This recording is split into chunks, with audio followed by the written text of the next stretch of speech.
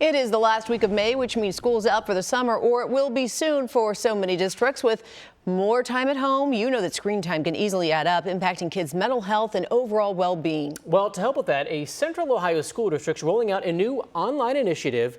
It starts tomorrow. Isabel Hansen on your side tonight with how you can best support the kids in your life this summer.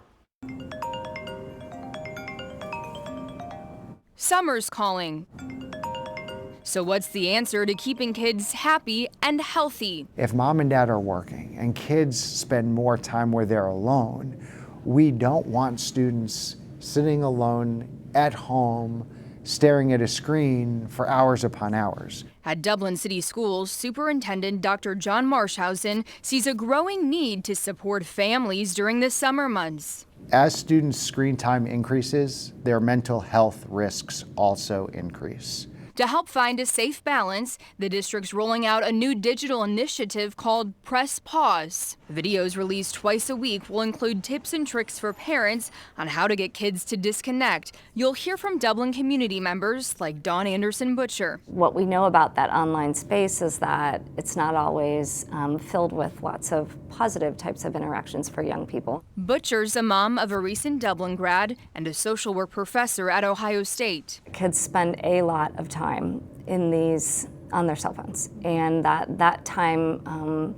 foremost can be better used in other types of settings. And she says scrolling for hours impacts kids' overall well-being. And it actually can add a lot of stress and anxiety as kids are feeling left out, as kids are wondering what's happening next within their peer group in this online space, and also exposed to different kinds of things that maybe are more antisocial. So what's the magic number of hours kids should be online every day? Butcher tells me 2. Well, I know as a parent that my child is doing way more than 2 hours. And so my charge is to take what is 7 and move it to 5, or get it from 5 and move it to 3.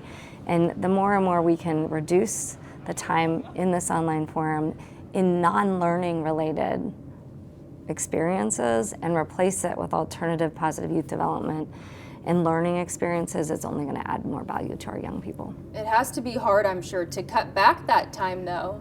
Sure, yeah. Well, I found out how I can look at my kid's cell phone and look at how many hours, and I can dig in and find out what websites he's been on. She recommends parents add up how many hours kids spend with screens, then dig into what they're doing with that time, and take time to educate yourself on social media. For me, the definition of success for Press Pause will be if there are conversations in the home, if there are conversations around the dinner table about what's acceptable and what's not acceptable, if parents are talking to other parents, because this only works if we're all on the same page and if we're all aligned.